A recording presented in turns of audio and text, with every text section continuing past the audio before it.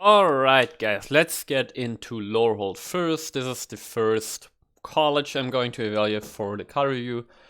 So let's jump right into it, starting with Velomachus Lorehold. 7 mana, 5/5, Elder Dragon, legendary creature, flying, vigilance and haste. And whenever it attacks, look at the top 7 cards of your library. You may cast an instant or sorcery spell with mana value less than or equal to Velomachus Lord's power from among them without paying its mana cost. Put the rest on the bottom of your library in the random order. So, on face, you pay 7 mana. This comes into play. You can attack immediately because it got haste. And then your attack trigger, you look at the top 7 cards of your library, which is a lot. Digging 7 cards deep is it's just like a lot of cards to really find what you're looking for. And then you can cast an instant authority spell with mana value less than or equal to Velomachus Lord's power from among one of them without paying its mana cost. So if you just cast this and you just have Velomachus without any buffs, this creature has 5 power. So then you can cast an instant sorcery spell for 5 mana or less from top 7 cards of your library. Okay, so first up, I think this card is super cool. I love this card. I know 7 mana is a lot, but it's got flying, vigilance, and haste, so it can attack immediately. It can be quite unblockable, and at the same time, it can defend you on the swing back because it has vigilance, right? And 5 toughness, 5 power is really good against, for example, like a Yorion. It just goes through there. And the best thing is that the trigger happens on the attack, right? It doesn't happen like on combat damage, it just happens on the attack.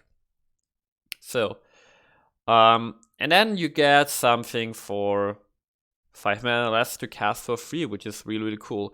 Now, I think where this card actually becomes interesting is if you somehow buff Velomachus Lord to 7 power, then you get to cast stuff like all the ultimatums. You get to cast stuff like, what's it called? Aaron's Epiphany, which is really, really cool. And so if you find a way to buff Velomachus Lord, this card becomes really, really powerful. But also just on face value, you get some good value. Just from the cast something for 5 or free, 5 mana value or less for free. But you have to build your deck around it, right? So you need to make sure you have a lot of instant sorceries that you can cast and which give you value, even like without knowing when you will cast them, right? So for example, if you grab a removal spell with this, it's only good if you have something to remove. But if you if you grab something like a cultivate will always give you value regardless of the board state. So, if we look at the tier list here, where would I put Velomachus Lord? Well, I really, really personally like this card. I could see this card being played in like a Jeskai control deck. We put like 2 of these in, and then have some late game value, some late game just finisher, because this can attack immediately and get in there for 5. At the end of the day, I'm not too sure if it's going to see a lot of play just because it's very, very expensive. And you have to kind of build your deck around it, right? If I think about like a classic Jeskai control list, there aren't actually that many instant sorcery spells in there, so you would need to find a way to really make use of this. And I would try to make use of this with something like an Aaron's Epiphany. This is like the obvious one. So, concerning this card, I would put this in like tier 3. Because I really, really like this part, but I actually doubt that it's going to see a lot of play in higher tier decks because, you have to build your deck around it, plus it's very, very expensive. But I really, really like this card personally. So next up, the next mythic rare in Lord is Halfree Ghostforge, a 5 mana 4/5 Dwarf Cleric, which says, spirits you control get +1/+1, have trample and haste. And whenever another non-token creature you control dies exiled, if you do create a token that's a copy of the creature, except it's a spirit in addition to its other types, and it has When this creature leaves the battlefield, return the exile card to your graveyard. So this is a card which I would compare to Luminous Broodmoth. Luminous Broodmoth is 4 mana. In white, it's a 3/4, and it brings you creatures back that die with without flying, right? It brings those creatures back with flying counter on them. Now, this also brings the creatures back as tokens though, so it's not exactly the same creature, right? And then if those tokens leave the battlefield, those other creatures go back to your graveyard. And then on top of that, they are all spirits, which mean that they come back and they get +1/+1, trample and haste, which is like really cool. And yeah, you just get super much value. So what do I think about this card? First off, I want to note that from a board protection view, this is obviously really nice, right? You have a wide board, your opponent plays your Doomscar, everything dies and it just comes back. Except for the Hotry Ghost Forge itself, right? Because it's only another non-token creature. So everything comes back as tokens. And so you get enter the battlefield effects. And then if you somehow, you know, if it's, so this is one application. The other application is if it's your turn and you have some kind of sacrifice effects, you can actually sacrifice your creatures to get some value. They come back, give you enter the battlefield triggers, and then they are all hasted and can still attack, right? So that's pretty cool. I'm really not sure where to put this card, actually. The effect is very powerful. If we compare this to Luminous Broodmoth, if you only want board protection, the Broodmoth is actually better because it costs 1 mana less and it's only in white, right? So you don't need to run red.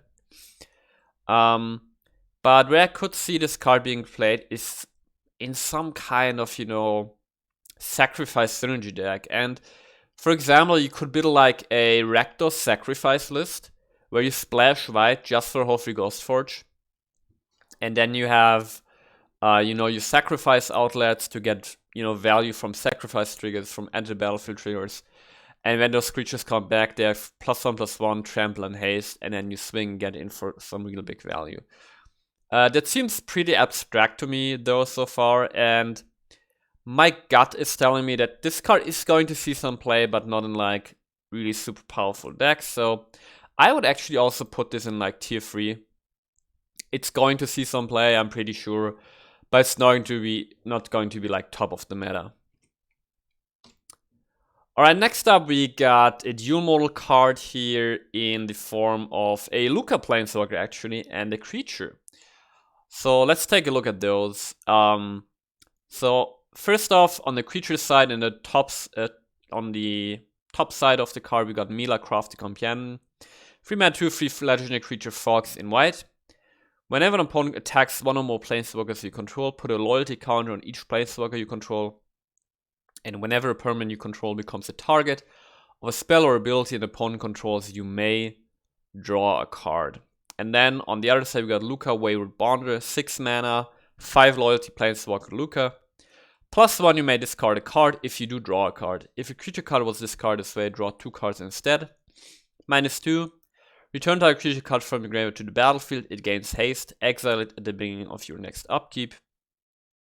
And -7, you get an emblem with whenever a creature enters the battlefield under your control deals damage equal to its power to any target.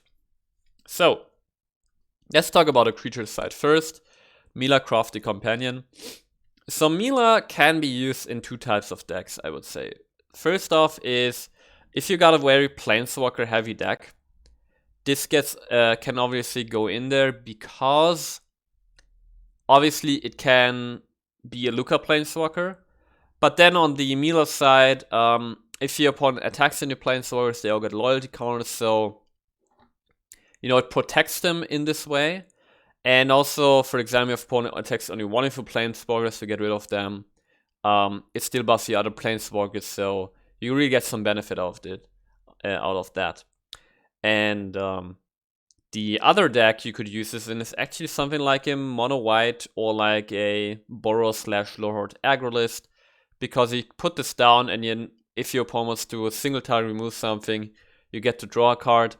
That being said, of course your opponent can always just single target removal Mila immediately, which means this would always replace itself, right? Because you always draw a card. But then again, if you have like bigger threats on the board and you put Mila out, your opponent has to, you know, kind of decide, well, do I remove Mila and my opponent only gets one card, or do you remove the big threat and then down the road my opponent actually gets to draw more cards this way? So there's some application, though I have to say that for this white weenie type of decks, or like aggressive decks, it's probably not that great because, well, actually, let me think about it. Actually, let me rephrase that. Okay.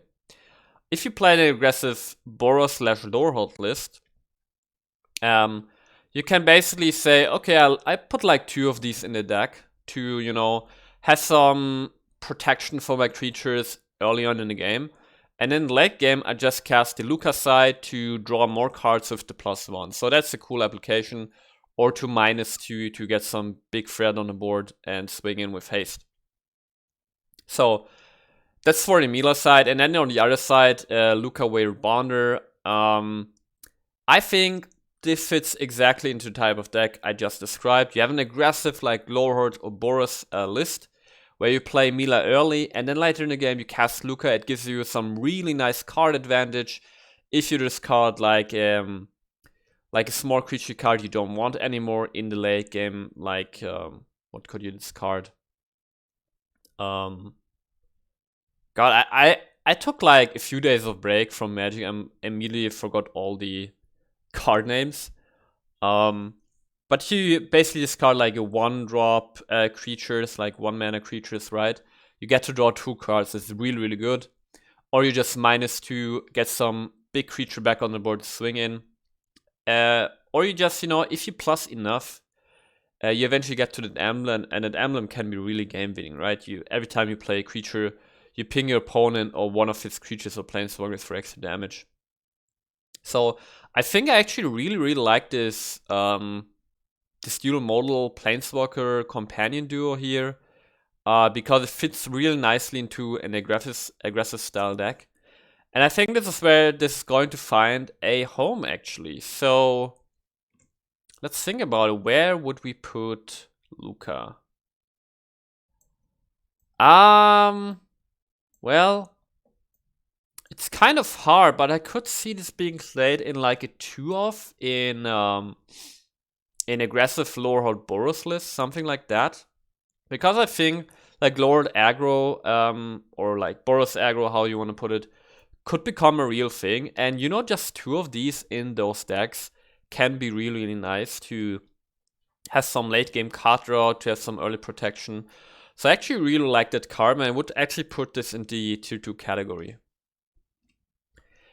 Alright, next I've got Radian Scroll here. 4-mana 2/4 Dwarf Cleric, which says instant and sorcery spells you control have lifelink.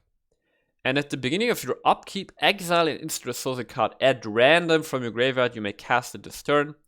If a spell cast this way would be put into your graveyard, exiled instead. Okay, so first off, I want to state that I think the only type of deck this could see play is a control type of deck. I don't see this being played in aggressive lists, because in aggressive lists you tend to focus on playing creatures, right? And even if you have like instant sorceries for removal, getting one of those random, you know, it's not even guaranteed that if you, for example, get a what is it called? Scorching Dragonfire, something like that. You know, like a 2-mana removal. If you get this at random, it's not even guaranteed that you can cast it on a valid target. So I think clearly this does only belong into a control deck. That being said, in a control deck, is this good? Well, first off, it's very, very slow, right? It's at the beginning of your upkeep, so that's the downside. And then you've got this random aspect. And you know, since this scroll says gives all instant sorceries lifelink, you want to cast stuff that deals damage, right? So some very obvious stuff is like a Bone Crusher Giant, you know, you deals 2 damage to a small creature, gain 2 life. That's pretty cool, actually. But I don't know. I think the longer I talk about this card, the more I talk myself into this card being valid. And I think you really need to build a deck around this card, or like a control deck, to make this work. But maybe there's some world where there's like some like Jeskai control type deck where you put like 2 of these in. You have a lot of like direct damage instant sorceries. And then you put this down and you get some lifelink, which is super nice in a control deck. And then every turn you get some random value for a graveyard. But really, what really makes me say I don't think this card is going to see a lot of play is the random part. If it's just said, you know, pick an instant sorcery card from your graveyard, you can cast it this turn. I think this card could have some good potential. But with this random aspect, I just really don't like it. I think it's just, it's very slow and then also random. So I think I actually put this in like a tier 4 category. You pay 4 mana. You know, at like those 4-5 mana stages, if you're under a lot of pressure in the control deck, you'd rather just cast a board wipe instead of playing this. So I think I would put this in like the, you know, tier 4 category. It's going to see some experimenting. I'm sure it's going to see some play, but then once the meta is stabilized, I don't think it's going to see much play. So I put this in like the tier 4 category. Next I got Blade Historian, 4 mana, 2/4, human cleric. Attacking creatures you control have double strike. So very powerful effect. Affects the board immediately. First off, I want to state what's positive is 3 toughness. You know, at least this doesn't die to a stomp, but still dies to a frostbite on 3 snow permanents, so that's bad. But let's say you play this on turn 4, even in like a mono white deck, right? All of a sudden, all your creatures have double strike, and you know you're flying a Seasoned Hellowblade with the Maw of the Sky plays. Getting double strike is pretty good. However, that being said, I'm not sure if you can find space for this in a mono white aggro list. So I think probably it's just the general problem with this card. While the effect is powerful, at the 4-drop slot, first off, the 4-drop slot is hard to fill in an aggro list. Secondly, the 4-drop slot is already taken by Embercleave, basically. So because of that, I'm gonna be realistic and say that where is this card? Did I forget to put this card in? No, it's here. I'm also putting this in like the tier 4 category. I could even see this like seeing no play at all. Just because it's so awkward to fit into your mana curve and your deck building in an aggressive deck. So I actually don't see this seeing any play. Sure, it's going to see some experimentation, but realistically, I would say this is going to see very little play. I'm gonna put it in tier 4 just to account for the fact that I think it might see some experimentation mono white, but that's basically it. Next up, we got another dual model card, which I personally really like. It's Flamescale Celebrant and Revel in Silence. So first off, Flamescale Celebrant, it's 2 mana, 2/1 human shaman in red. Whenever an opponent activates an ability that isn't a mana ability, Flamescale Celebrant deals 1 damage to that player. And then you can pay 1 in red and give Flamescale Celebrant +2/+0 until end of turn. And then on the other side, it's Revel in Silence. For 2 white mana, you get an instant which says your opponents can cast spells or activate Planeswalkers' loyalty abilities this turn, and then exile Revel in Silence. So I absolutely love this card. And throughout this whole card review, we're going to see some more cards that support like a stacks or like a death and taxes. No, more like a stacks archetype where, you know, have a lot of effects which deny your opponent from doing stuff. And this is one of those all-star cards in the stack. And because of that, I'm really excited because I would really like to build this kind of deck. And the main reason I'm excited about this card is Revel in Silence, right? You just pay 2 mana on your opponent's upkeep. If he doesn't have a counter spell, he can cast spells or activate Planeswalker Loyalties ability this turn. He can still attack. He can still activate abilities like, you know, pump his Crawling Barrens or stuff, or activate his attacking Snowland. So that all of that can still happen, but it's still very powerful. It slows your opponent down, especially just 2 mana. This can, just in the early game, you know, give you some time until you get to the board fight, for example. But against control decks, I think this is just so powerful because, like, think about it. If you cast this on your opponent's turn 4, like your opponent went first, right? And it's their turn 3. So, for example, they would be able to cast a Cultivate. On their upkeep, you cast this. And they might have a negate open or something. But think about it, if they use that negate, they have 1 mana left for the rest of the turn. So you still, in a way, got your value out of Revel in Silence. And it can just really slow your opponent down. And in certain scenarios, just make it so that if they're not aggressive deck, just completely cancel their turn, which is super powerful. And then if you don't have any use for this Revel in Silence effect, you just cast Flamescale Celebrant. And, you know, you want to use this in a control deck. And then later in the game, you just cast Flamescale Celebrant and you can just pump mana into it to get in for huge damage. So I really, really like this card. I like it a lot, actually. And I think because, mainly because of Revel in Silence, I would put this in like a tier 2 category. To be realistic, from my experience, these kind of effects actually don't see that much play. So realistically, I think it belongs in like tier 3 kind of category. I just personally really like this card and I think this has a lot of potential. So I'm gonna be realistic, put this in tier 3, but I personally really like this card.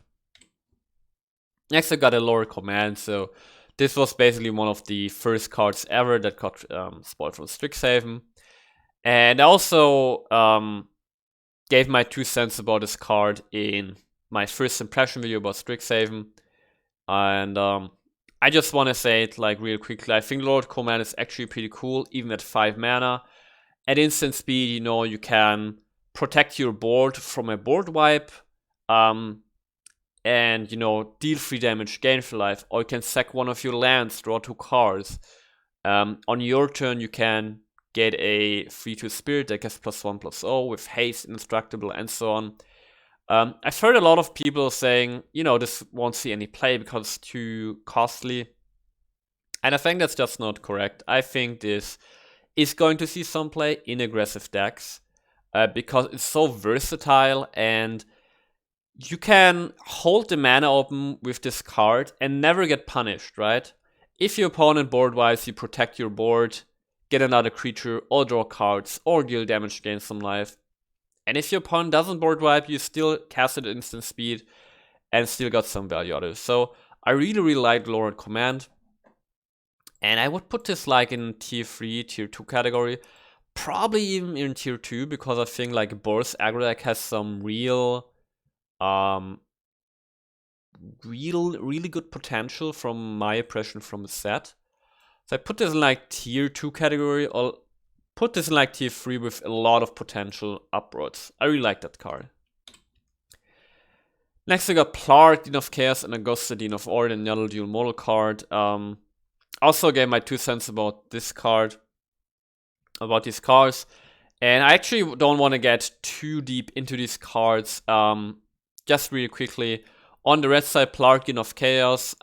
This card, War card, is just nice to get for your deck if you're looking for something else. And then this 5 mana activate ability, I think probably won't see any play because I don't think you play this card for Plark. It's just very slow And you don't want this in a control deck, I think, because it's not giving you enough value and it dies to a storm immediately. So I think the Plark side is really bad. On the white side, Augusta Dean of Order, I think this card is super interesting. You know, you can tap, untap your creatures and so forth. However, I don't think it's going to see that much play. And I'm just saying these cards are very interesting, but my feeling is telling me, I don't know. I don't really like this. I like the most, I like Augusta the most about this card because it pumps your attacking creatures. It can also give them pseudo vigilance, and you know, if you have a lot of activated abilities on your creatures where they need to tap, you get additional value. But at the end of the day, I think Augusta is going to see some experimentation, definitely. But at the end of the day, I would put this in like a tier 4 category. Next, I've got Venerable Warsinger. Now, this one is juicy. 3 mana, 3/3 Spirit Cleric, Vigilance Trample. Right off the gate, you wouldn't play this for 3 mana, 3/3 Vigilance Trample. However, I want to know, this is already very solid, right? It's just very solid creature. But it gets better. Whenever it deals combat damage to a player, you may return to a creature card with mana value XLS from your graveyard to the battlefield, where X is the amount of damage Venerable Warsinger dealt to that player. So, a lot of value here on a really solid body with solid keywords. And if you pump this to get through, you get stuff back from your graveyard. And it just fits super nicely in an aggressor style deck. And I think it's just very obvious that this card is really good. You know, and you don't need to get a lot of value out of this card. It's even enough if you swing in and get your Elside of Life's Bounty back to protect your other creatures and so forth. So I really like this card. I think this card is very good for an aggressive list. I'm going to put this in like a tier 2 category. Next I've got Lorehold Apprentice. 2 mana, 2/2 human cleric with Magecraft. Whenever you cast or copy an instant or sorcery spell, until end of turn, spirit creatures you control again, tap this creature, deals 1 damage to each opponent. I think this card is absolutely terrible. As we've seen from the lore cards, like these spirit token mechanics, if you want to tell it, it's not a mechanic that wants to go wide, right? Because the spirits are 3/2 tokens, so they're quite powerful by themselves, and it's not going to be a situation where the spirit tokens are going to be lined up, and you know, like you're gonna have like 5 1/1 spirit tokens where this would make actually a lot of sense. So I think Lorehold Apprentice, not great. It synergizes with what's it called? It synergizes with Augusta Dean of Order though, right? Because you can like untap your creatures to repeatedly get damage into your opponent. At the end of the day, I still think though it's just really bad. It dies to Storm, obviously, and the effect is really negligible. So at the end of the day, it's like a 2 mana 2/2 and it won't see any play. Next up, we got Lorehold Excavation. 2 mana enchantment. At the beginning of your end step, mill a card. If a land card was milled this way, you gain 1 life. Otherwise, Lorehold Excavation deals 1 damage to each opponent. And then you can pay 5, exile a creature card from graveyard to create a tapped 3/2 red and white spirit creature token. So, Lorehold actually has a lot of has a theme of synergizing with your graveyard, right? So this is where the self-mill aspect comes in handy, and you get some value from self-mill. You gain a life, you deal some damage, and then you can activate Lorehold Excavation to create creatures later in the game. So what do I think about this card? Well, I think this card is hard to evaluate because I really think an aggressive Boros list can have some really nice chance in the upcoming meta because it's gotten a lot of support. And you want to get stuff into your graveyard with Lorehold. However, I don't see how you can sacrifice your turn 2 play just to play this enchantment and then gain a life or deal a damage. But I think even aggressive list where you have synergy with your graveyard, like with the Venerable Warsinger, right? You can put like 2 of these into the deck, maximum 3, and then you can be sure that later in the game you can pay 5, create a token at instant speed to get in for that last bit of damage. And on the way there, this is going to deal, you know, some incidental damage, always like ping 1 damage to your opponent, which in an aggressive deck actually matters, right? Like, over the course of the game, like getting like 2, 3, 4 extra damage in can really make a difference in winning the game. So I think this card is fine, and even, you know, even outside of like a Lorehold list, imagine like a Jeskai list where you have synergies like with casting instant sorcery from your graveyard, and this is also fine. It can gain you some incidental life. So I think there's some experimental value in this card, and it could see some play as like a 2 or 3 of in aggressive list. So Lord Excavation, I would put this in like a tier 4 category, but you can, I think you can experiment a lot with this card and find a way to really make use of this. And then it could, you know, go up in like in these tier 3 categories. But for now, I want to be realistic and put this in like tier 4 category. Next up, we got Quinturious Field Historian, 5-mana, 2/4 Elephant Cleric, which says spirits you control get +1/+0, and whenever 1 or more cards leave your graveyard, create a 3/2 red and white spirit creature token.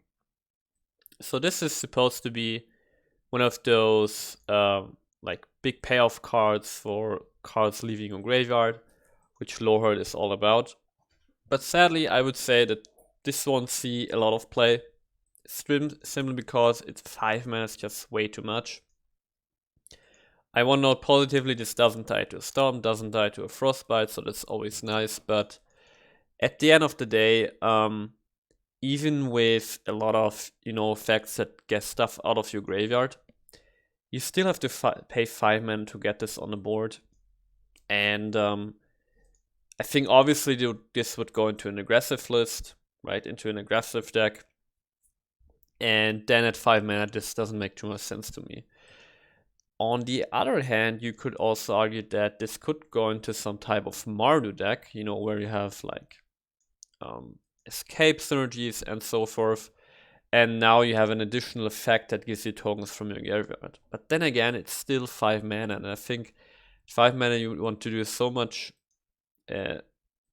other stuff that I think this is surely going to see some experimentation, but at the end of the day, we won't see this too much in the meta, so I would still put this into like the tier 4 category though, because the effect is quite powerful in the right deck, but yeah, it's not going to see a lot of play.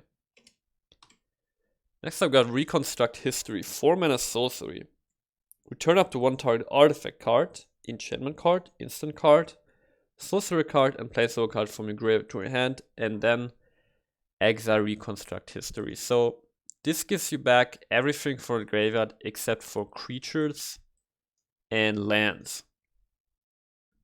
But apart from that, you can get everything back. And I think this card is just a super powerful value card for a control-y type of deck. And you could even argue with all the new cards we're getting from Strixhaven in the red-white color pairing, that maybe some kind of Burrow/Lord control deck is possible, but I don't want to go too far with this. However, I just want to state that, you know, for example, this Jeskai control deck, this is just a lot of value. You just put 2 of these into your deck, and then in late game, you cast this, you can get up to 5 cards from your graveyard.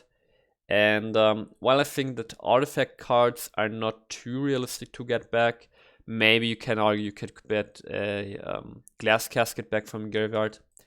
The other card types are pretty much guaranteed to be in your graveyard, right? Enchantment cards, very likely. Instant cards in a form of some removal, right? Very likely. Sorcery cards can be in there, and a Planeswalker card can just very realistically be in there. So And in that case, you can draw like 4 cards for 4 mana, but 4 specific cards from the graveyard.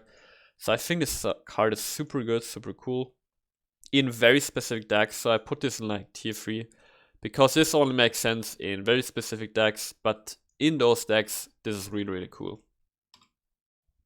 Next I've got Return Past Caller, 6 mana 4/2 Spirit Cleric with flying. When it enters the battlefield, return target spirit, instant or sorcery card from your graveyard to your hand. This is absolutely terrible. It dies to a storm, it dies to a frostbite, it dies to a shock. It costs 6 mana to really not give you that much value. So, okay, you get stuff back from your graveyard, but we've just seen Reconstruct History, which does the same thing, just way better. And I think, you know, I'm evaluating these cards for Constructed, but I think even for Draft, this isn't good. So I put this into the tier 0 category. Next up, we got a juicy one. It's Rip Apart. 2 mana sorcery, choose 1. Deal 3 damage to target creature or planeswalker, or destroy target artifact or enchantment. Now, this is just a really premium removal that you can main deck, because at 2 mana, this can get rid of a lot of creatures and even damage planeswalkers. And then, you know, in certain situations, you can just destroy any artifact or enchantment. You can destroy your opponent's Embercleave, your opponent's Great Henge. You can even, if you feel like it, destroy something like a Binding the Old Gods. You can destroy more of the Skyclaves. So it's just a real nice effect that you can actually put in your main deck. Only downside here is that it's sorcery speed. So this is the downside you pay for this flexibility. However, I think overall this card gives you so much flexibility, and it's still got this 2 mana deal 3 damage rate to creatures, where you can actually remove creatures, that I can totally see this being main decked as like maybe like 2 copies of each, and you know, put this into, I know I'm repeating myself, but put this into Jessica control deck to remove some early game threats, and then later destroy artifacts or jam. Is just really, really cool. So I'll put this into a tier 3 category. It's just a really nice card going forward from here. Next we got Lorehold Pledge Mage, 3 mana 2/2 with First Strike, and it's got Magecraft. Whenever you cast a copy instant or sorcery spell, Lorehold Pledge Mage gets +1/+1 at the end of turn. Yeah, this is going to see 0 play in Constructed, maybe in Draft, but in Constructed it's just not good enough. Next we got Make Your Mark. Instant, target creature gets +1/+1 at the end of turn, and when that creature dies this turn, create a 3/2 red and white spirit creature token. Now, if you first look at this card, my instinct would say, okay, this sees 0 play in Constructed. However, 2 things here. We've got this new keyword Magecraft, right, which triggers with instant sorceries. This is a 1 mana instant, so this triggers Magecraft. And then, this can make it so that you can trade with something and then still get to leave a body behind on the board in form of this 3/2 spirit creature token. So if you can build an aggressive deck where, well, not only you're aggressive, but also you want to trigger Magecraft, maybe this can see some play, because it's just 1 mana, and you know, it gives you a body, and it triggers Magecraft. However, you know, it doesn't draw a card, so it doesn't replace itself, and top decking this is probably terrible. So at the end of the day, this is going to see 0 play in Constructed, but I think it's a pretty solid card in Limited. I just wanted to point out that because of these Magecraft synergies, this card is actually better than it might seem at first sight. Next we got Relic Sloth, 5 mana 4/4, Beast with Vigilance and Menace. Limited probably pretty nice in Constructed 0 play. Then we got Stormar Mandor, 3 mana 3/3 Spirit Advisor. Whenever 1 or more cards leave your graveyard, scry 1. Even those decks where you want to have graveyard synergies, I don't think this is going to see any play. So 0 play in Constructed. And then lastly for Lorehold, we got actually a juicy one. It's Thrill and Discovery. 2-mana sorcery, you gain 2 life, then you may discard 2 cards if you do draw a free card. So this gains you 2 life, and then you can basically go net even if you discard 2 cards, because you play this card, so you're -1 card, and then you discard 2 cards, so you're -3 cards, and then you draw 3 cards, so you're net 0 again. I think this card is actually super good. If you have some kind of graveyard synergies, this definitely helps you get stuff in the graveyard you want to have there while digging through your deck. And on top of that, you just gain 2 life, which is, just a nice bonus. And I could see this being played in graveyard-centric decks, which want to do stuff with the graveyard. So Prismari, as we're going to see, likes to do that. Lorehold obviously likes to do that. So in like a Jeskai, so Lorehold plus Prismari style deck, this makes a lot of sense. But even outside of that, even if you have 0 graveyard synergies, this can just be a way to get through your deck really quickly, if you so, and gain 2 lives. So I really like Thrill and Discovery here, and because of that, I'm gonna put this in like the tier 3 category. I think it's actually a really solid card. And with that, we've got through all the Lorehold cards. So all in all, I really like the theme of Lorehold, and I'm definitely going to be experimenting with that. And stay tuned for the rest of the card review. Hey there, thanks for watching. If you enjoyed this kind of content and want to see more fresh decks and standard meta decks, please consider subscribing. I would really appreciate it, and I see you guys soon.